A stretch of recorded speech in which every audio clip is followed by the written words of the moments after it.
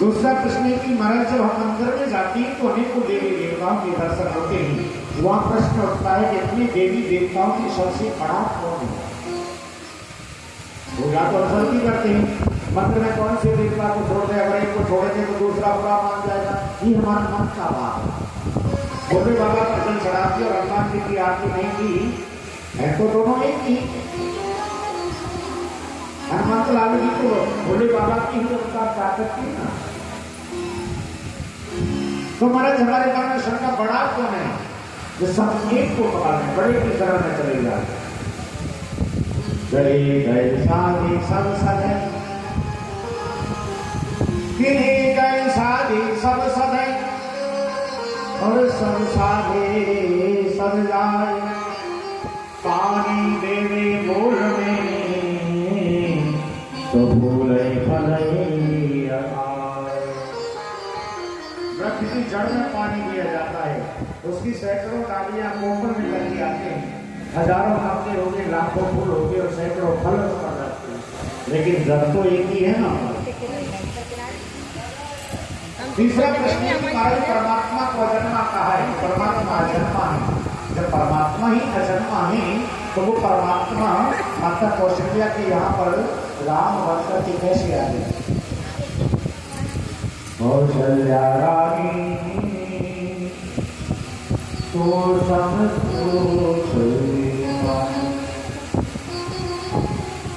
कौशल्या मैया की यहाँ राम बनकर के कैसे आगे मारे? अगर परमात्मा अजन्मा है तो भैया देवकी के यहाँ कृष्ण बनकर के कैसे आगे? अजन्मा तो अजन्मा है हमारा अजन्मा की। चौथा प्रश्न है कि महाराज भगवान के कितने अवतार हुए? कोई कहता है 2 अवतार है भगवान के, कोई कहता है 10 अवतार है भगवान के, और कोई कहता है 24 अवतार है, और कोई तो यहाँ तक कह देता है कि जितनी योनि है उतनी अवतार, जितने जीव है, जंतु है, पशु पक्षी रुद्र, हर रूप में भगवान ने अवतार लिया। हर रूप में कच्छप वो बने, मत्स्य वो बने, अस्त्र वो बने, सूकर वो बने, वराह वो बनकर के आए, मानव रूप में वो आए, मनुष्य रूप में वो आए, बुद्ध रूप में वो आए, कलिक रूप में। कौन सी जीव में किस रूप में परमात्मा नहीं आए? और परमात्मा को सब प्रत्येक जीव के असर ईश्वर अंश, प्रत्येक जीव देखिए एक होता है अनुसार का और एक आता है अंश से पैदा होने को अतीत बनता है। कितने अवतार हुए? 24 काशी महाराज जी गणना करके शास्त्र के अनुसार बताइए कि परमात्मा के अवतार कितने हुए हैं। 5वां प्रश्न है कि महाराज भक्ता कौन सा बड़ा है? जो छोटी सी बात को बड़ी बनाकर के गए वो श्रेष्ठ है, या बड़ी सी बात को अतः साधो यत्र सारा समुद्र घृतः मनीयसा, सार को समझा दे वो बड़ा है। और 6वां प्रश्न है कि परमात्मा जब अवतार लेकर के आए और अपनी लीला को संपन्न करके अपने धाम को जा रहे थे तो हमारा धर्म के श्रेष्ठ धर्म है। धर्म कहाँ? इसकी शरण में धर्म है। धर्म को अकेला धर्म संस्थापनार्थाय संभवामि युगे युगे। तब उस प्रकार से कहने लगी कि अरे स्वर्गा की कृषि हो, आपके प्रश्न तो बड़े उत्तम हैं, लेकिन मैं आपके प्रश्नों के उत्तर देने से पहले ये प्रश्नों के उत्तर सुप्ति मुख से जवाब हुआ, सुखदेव जी के पक्ष से जवाब। अभी सुखदेव जी का जन्म हुआ है और सुखदेव जी की जन्म की कथा बड़े सुंदर भाव से सुख जी महाराज ने स्वर्गारोहण को दिया। नारं ज्ञानं ददाति इति नारदः। सुखदेव जी का जन्म करने के लिए नारद जी को प्रकट किया गया। प्रथम पर नारद देव ऋषि नारद जी को नहीं, नारं ज्ञानं ददाति इति नारदः, अज्ञानं खंडति इति नारदः। जिसकी बात कहीं पर भी पास हो जाए फेल ना हो उसका नाम नारद है। और नारद जी ने माता पार्वती के यहाँ जाकर के बड़ी सुंदर भाव से लीला की है। मन में विचार किया, ब्रह्मांड में झगड़ा हो चला, लक्ष्मी नारायण में झगड़ा हो गया, लेकिन नारद जी के लिए माता पार्वती और भोले बाबा में झगड़ा नहीं हुआ है। और मैं जाकर के कुछ ऐसी लीला करूं जिससे दोनों में झगड़ा हो जाए, फिर मैं झगड़ा होगा और झगड़ा होने से फिर आगे की लीला सब। और नारद जी नारायण नारायण करते करते कैलाश पर्वत पर पहुंचे। भोले बाबा को अमृत नहीं है, माता पार्वती को साष्टांग दंडवत किया है और माता पार्वती के चरणों में जब प्रणाम किया, माता पार्वती ने पूछ लिया, नारद जी आजकल कहाँ रहते हो? आती नहीं। नारद जी ने कहा, भैया क्या बताऊं, पहले तो भ्रमण करने के लिए मन करता था, लेकिन अब संसारी जीव है ना, स्वार्थी हो। सुर नर मुनि सब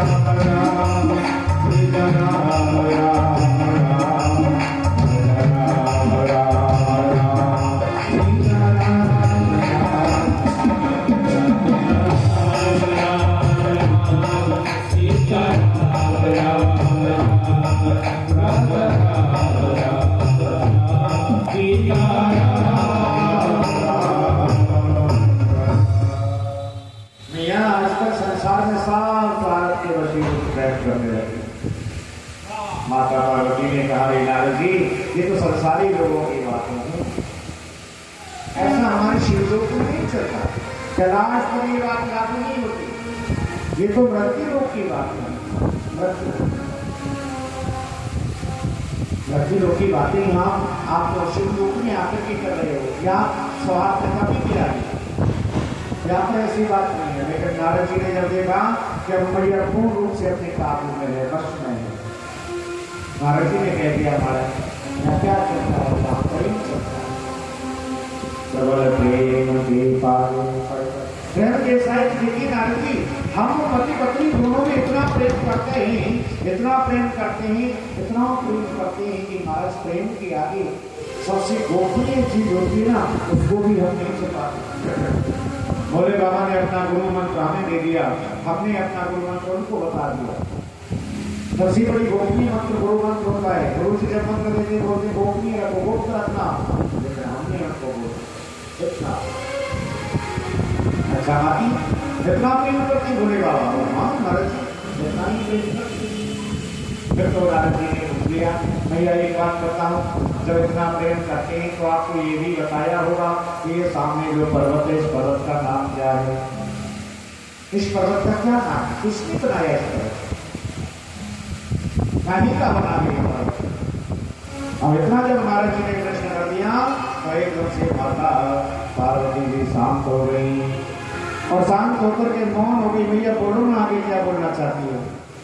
कुछ जवाब ही नहीं है। तो पता हो तो बताएं भैया क्यों झूठ बोलती हो, कहाँ प्रेम करती हो? चलो कोई बात नहीं, आपको बात तेरी भोली वाली आपने नहीं पूछा होगा, लेकिन दूसरा भी प्रश्न है तो भी कभी पूछा कि ये पति आपकी हमेशा साथ में रहती है, कभी आपको ये बताया है कि मुंडों की माला क्यों पहनते हैं? किसके मुंह में क्या बताया? तो नहीं बताया। तो एकदम से नारी शुभार शक्ति करता है भैया, फिर तो आपका बनावटी प्रेम है, भोले बाबा आपसे दगा कर रहे हैं, आपके साथ में छल किया है, बनावटी प्रेम करते, दिखावा करते हैं, कोई प्रेम नहीं करते। अब इतनी बात चाहिए नारी के लिए, औरत के लिए तुम्हारे बहुत बड़ी बात हो जाती। अब यहाँ पे एकदम से शंका पैदा हो गई। माता पार्वती ने कहा नारद जी आप ठहरो, यही बैठो, आज ही नहीं होंगे बोले आप उनके सामने ये सारे प्रश्न आपसे पूछेंगे। नारद जी ने सोच लिया बेटा नारद अगर तू यहाँ बैठा रहा, हालांकि होने वालों प्रश्नों के उत्तर तो देंगे, लेकिन पहले क्लास तेरी होगी, नंबर तेरा कि तूने घर में आग लगाई, क्योंकि नारद नाम ही नारद है। नारद कौन है? जहाँ लड़ाई ना हो वहां लड़ाई करवा दे, कहीं कोई झगड़ा नारद वास्ते की कहीं नहीं बोल पड़े, तू नारद कमियों मत करे, नारद मत कर।